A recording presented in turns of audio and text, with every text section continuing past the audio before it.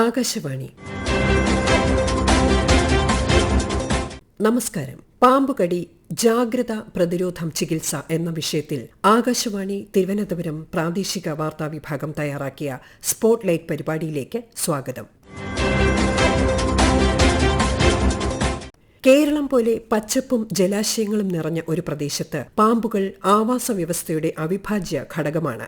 എന്നാൽ മനുഷ്യവാസ മേഖലകളിലേക്ക് പാമ്പുകൾ എത്തുന്നതും പാമ്പുകടി മൂലമുള്ള അപകടങ്ങൾ വർദ്ധിക്കുന്നതും ഇന്ന് വലിയൊരു ആരോഗ്യ വെല്ലുവിളിയായി മാറിയിരിക്കുന്നു. കൃത്യമായ അവബോധവും സമയബന്ധിതമായ ചികിത്സയും ഉണ്ടെങ്കിൽ പാമ്പുകടി മൂലമുള്ള മരണം പൂർണ്ണമായും ഒഴിവാക്കാം. വനനശീകരണവും ആവാസ വ്യവസ്ഥയിലുണ്ടായ മാറ്റങ്ങളും പാമ്പുകളെ നാട്ടിലേക്കിറങ്ങാൻ പ്രേരിപ്പിക്കുന്നു.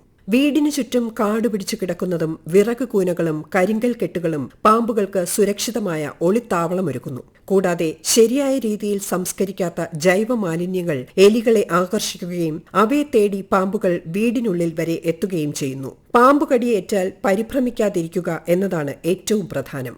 വിഷബാധയേറ്റാൽ കടിയേറ്റ ഭാഗത്ത് മുറിവുണ്ടാക്കുന്നതോ വിഷം വലിച്ചെടുക്കാൻ ശ്രമിക്കുന്നതോ ഗുണത്തെക്കാളേറെ ദോഷം ചെയ്യും. കടിയേറ്റ ഭാഗം മുറുക്കിക്കെട്ടുന്നത് രക്തയോട്ടം തടസ്സപ്പെടുത്താനും ആ അവയവം മുറിച്ചുമാറ്റേണ്ട സാഹചര്യത്തിലേക്കും നയിച്ചേക്കാം. കടിയേറ്റ വ്യക്തിയെ എത്രയും വേഗം ആന്റി സ്നേക് വെനം സൗകര്യമുള്ള ആശുപത്രിയിൽ എത്തിക്കുക എന്നതാണ് ഏക പോംവഴി.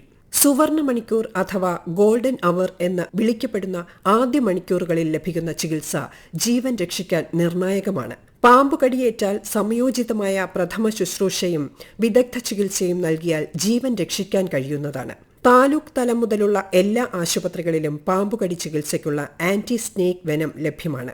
രോഗലക്ഷണങ്ങളും ലാബ് പരിശോധനകളും അടിസ്ഥാനമാക്കി പ്രോട്ടോകോൾ പ്രകാരമാണ് ആന്റി സ്നേക് വെനം നൽകുന്നതെന്നും എല്ലാ ആശുപത്രികളും പ്രോട്ടോകോൾ പ്രകാരമുള്ള ചികിത്സ ഉറപ്പാക്കണമെന്നും ആരോഗ്യമന്ത്രി വീണ ജോർജ് നിർദ്ദേശം നൽകി. പാമ്പുകടിയേറ്റ ആളെ ശാന്തനാക്കുകയും ഭീതി ഉണ്ടാക്കാതിരിക്കുകയും വളരെ പ്രധാനമാണ്. അനാവശ്യ ചലനം ഒഴിവാക്കുക. കടിയേറ്റ ഭാഗം അനക്കാതിരിക്കുക. കടിയേറ്റ വ്യക്തിയെ ഓടാനോ നടക്കാനോ അനുവദിക്കാതെ എടുത്തോ സ്ട്രെച്ചറിൽ കിടത്തിയോ ആശുപത്രിയിൽ എത്തിക്കുക. മുറിവ് ഒരിക്കലും അമിതമായി മുറുക്കിക്കെട്ടരുത്. എത്രയും വേഗം ആശുപത്രിയിൽ എത്തിക്കുകയാണ് പ്രധാനം.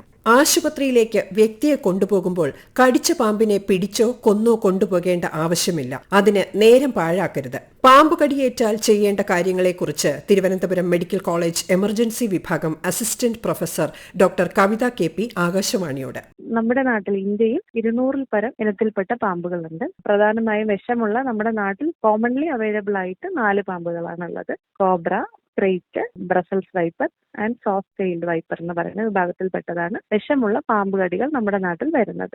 ആദ്യമായി രോഗിയെ റീഅഷ്വർ ചെയ്യുക എന്നുള്ളതാണ് ചെയ്യേണ്ടത്. കാരണം രോഗിയെ പറഞ്ഞ് ബോധ്യപ്പെടുത്തുക കുഴപ്പമൊന്നും ഇല്ല എന്നുള്ളതും നമുക്ക് എത്രയും പെട്ടെന്ന് ഹോസ്പിറ്റലിൽ എത്തിക്കഴിഞ്ഞാൽ കൃത്യമായ ചികിത്സകൾ ലഭ്യമാക്കാൻ പറ്റുന്നു എന്നുള്ളതിനെ കുറിച്ച് ബോധവാന്മാരാക്കുക. കാരണം രോഗി പേടിക്കുകയാണെങ്കിൽ സർക്കുലേഷൻ കൂടാനുള്ള സാധ്യത കൂടുതലാണ്. ഹാർട്ട് ബീറ്റ് കൂടി സർക്കുലേഷൻ കൂടും. സർക്കുലേഷൻ കൂടുമ്പോൾ വിഷം വളരെ സ്പീഡിൽ സ്പ്രെഡ് ചെയ്യാനുള്ള ചാൻസസ് ഉണ്ട്. അതുകൊണ്ടാണ് രോഗിയെ റീഅഷ്വർ ചെയ്യുക എന്ന് പറയുന്നത്. പിന്നെയുള്ളത് പാമ്പുകടിയേറ്റ ഭാഗം ഇമ്മൊബിലൈസ് ചെയ്യുക എന്നുള്ളതാണ്. വീട്ടിൽ അവൈലബിൾ ആയിട്ടുള്ള കാർഡ്ബോർഡ് അല്ലെങ്കിൽ കൊട അല്ലെങ്കിൽ എന്തെങ്കിലും വടി എന്തെങ്കിലും വെച്ചിട്ട് ആ ഭാഗം വടിയോട് ചേർത്ത് കെട്ടി ഒരു തോർത്തോ തുണിയോ കൊണ്ട് കെട്ടി വെക്കുക. അധികം അനക്കം തട്ടാതിരിക്കാൻ ശ്രദ്ധിക്കുക എന്നുള്ളതാണ്. ആ ഭാഗത്തുള്ള ജ്വല്ലറീസ് റിമൂവ് ചെയ്യുക. ടൈറ്റ് ആയിട്ടുള്ള ഡ്രസ് ഉണ്ടെങ്കിൽ അതും കൂടി റിമൂവ് ചെയ്യുക. പിന്നെ പ്രധാനമായിട്ടും ചെയ്യാൻ പാടില്ലാത്ത കുറച്ച് കാര്യങ്ങളും കൂടി ഉണ്ട്. നമ്മൾ വിഷം സ്പ്രെഡ് ചെയ്യരുത് എന്ന് പറഞ്ഞിട്ട് അതിന്റെ മുകൾ ഭാഗം ഇറുകെ കെട്ടി വെക്കുന്നത് ഒഴിവാക്കുക. പിന്നെ ആ ഭാഗത്ത് കഴുകരുത്. സോപ്പ് വെള്ളം ഒഴിച്ച് കഴുകുക. ഐസ് അപ്ലൈ ചെയ്യുക. മുറിവുണ്ടാക്കി വായ വെച്ചിട്ട് ആ രക്തം വലിച്ചെടുത്ത് കളയുക. കറണ്ട് ഏൽപ്പിക്കുക. ഇങ്ങനത്തെ കാര്യങ്ങളൊന്നും ചെയ്യരുത്.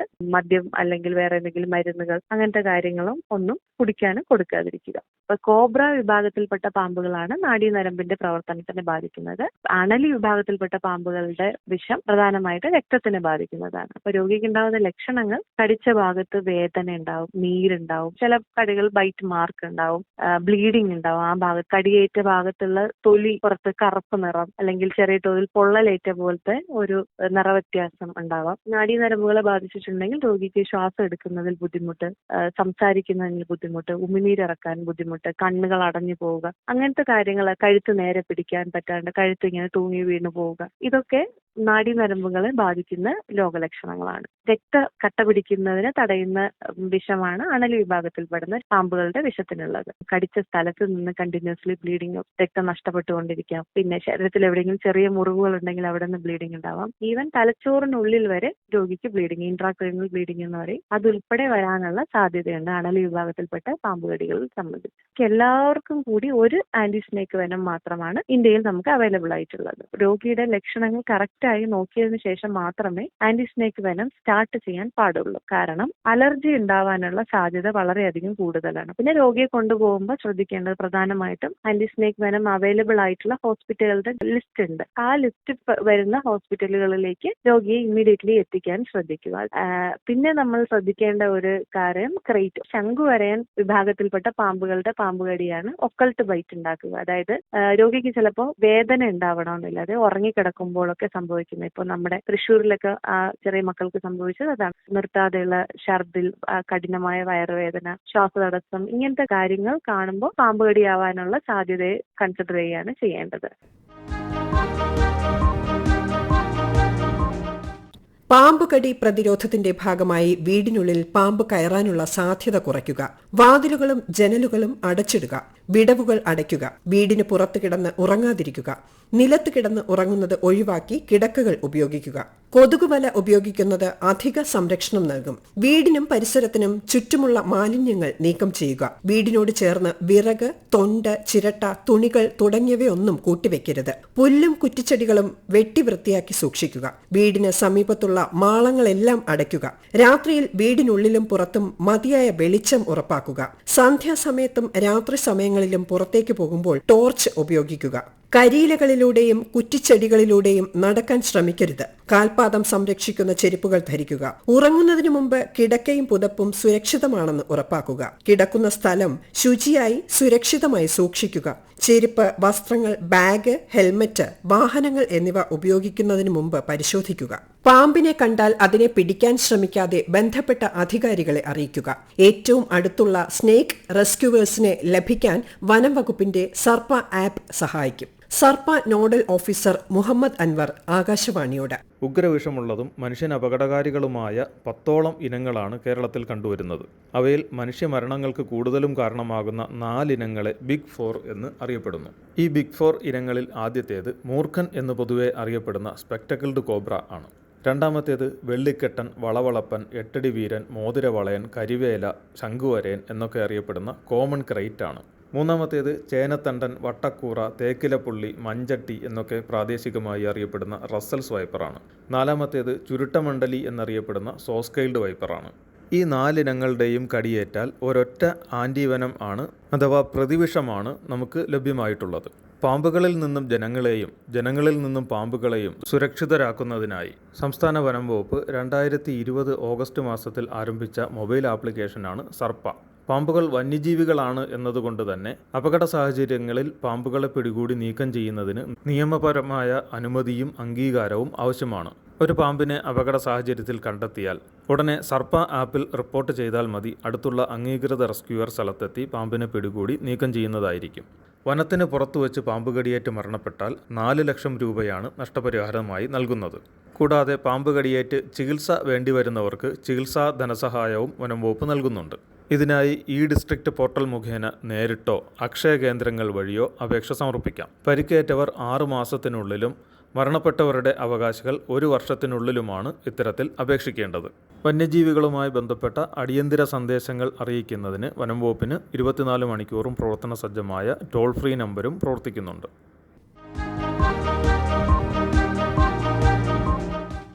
വെളുത്തുള്ളി അരച്ച് ഒഴിച്ചാലോ ഉപ്പ് വിതറിയാലോ പാമ്പ് വരില്ല എന്നൊരു തെറ്റിദ്ധാരണ ഇന്നും സമൂഹത്തിൽ പ്രചരിക്കുന്നുണ്ട്. വീടിനു ചുറ്റും മണ്ണെണ്ണയോ കാർബോളിക് ആസിഡോ ഒഴിച്ചാൽ പാമ്പ് വരില്ല എന്നും ചില മിഥ്യാധാരണകൾ നിലനിൽക്കുന്നുണ്ട്. പാമ്പുകൾക്ക് മണം പിടിക്കാനുള്ള അവയവം വായുടെ മുകൾ ഭാഗത്താണ്. നിലത്ത് ഒഴിച്ച മണം അവയെ വലിയ രീതിയിൽ പിന്തിരിപ്പിക്കില്ല. കൂടാതെ അത് മണ്ണിലെ സൂക്ഷ്മജീവികൾക്കും പരിസ്ഥിതിക്കും ദോഷകരമാണ്. ഉഗ്രവിഷമുള്ള പാമ്പുകളെ സുരക്ഷിതമായി പിടികൂടുന്നതിലൂടെ ശ്രദ്ധേയയായ തിരുവനന്തപുരം പരുത്തിപ്പള്ളി ഓഫീസിലെ റാപ്പിഡ് റെസ്പോൺസ് ടീം അംഗവും ബീറ്റ് ഓഫീസറുമായ റോഷ്നി GS സംസാരിക്കുന്നു. പാമ്പുകൾ വീടിനുള്ളിലേക്ക് അല്ലെങ്കിൽ വീടിന് പരിസരത്തേക്ക് വരാതിരിക്കാൻ നമ്മൾ പ്രധാനമായും ചെയ്യേണ്ടത് നമ്മുടെ വീടും പരിസരവും വൃത്തിയാക്കി ഇടുക. പാമ്പുകൾ ശീതരക്തമുള്ള ഉരകങ്ങളാണ്, കോൾഡ് ബ്ലഡഡ് ആനിമൽസ് ആണ്. അതുകൊണ്ട് തന്നെ ഇത്രത്തോളം ചൂട് അവർക്ക് സഹിക്കാൻ കഴിയാത്ത ഒരു അവസ്ഥയാണ് ഇപ്പോൾ നിലവിലുള്ളത്. അതുകൊണ്ട് തന്നെ മാളങ്ങളിൽ നിന്ന് പാമ്പുകൾ പുറത്തേക്ക് ഇറങ്ങാനുള്ള സാധ്യത കൂടുതലും വീടിനോട് ചേർന്നുള്ള ഭാഗങ്ങളിൽ, തണുപ്പ് കിട്ടുന്ന സ്ഥലങ്ങളിൽ വന്നിരിക്കാനുള്ള സാധ്യത വളരെ കൂടുതലുമാണ്. ചെടിച്ചട്ടിയിലെ ചെടികളെയൊക്കെ എപ്പോഴും നമ്മൾ നനച്ചു കൊടുക്കുന്നതാണ്. അപ്പൊ അത്തരത്തിൽ നല്ല തണുപ്പ് ലഭിക്കുന്ന ഒരു സ്ഥലമാണ് ചെടിച്ചട്ടികളുടെ ഇടയിലൊക്കെ. കരിയില പറക്കുമ്പോഴും ഒക്കെ നമ്മൾ കൈയിടുമ്പോഴൊക്കെ വളരെ പ്രത്യേകം ശ്രദ്ധിക്കേണ്ടതാണ്. ജനലുകൾ, വാതിലുകൾ ചൂട് സമയമായതുകൊണ്ട് നമ്മൾ രാത്രിയും പകലും ഇല്ലാതെ തുറന്നിടുന്നുണ്ട്.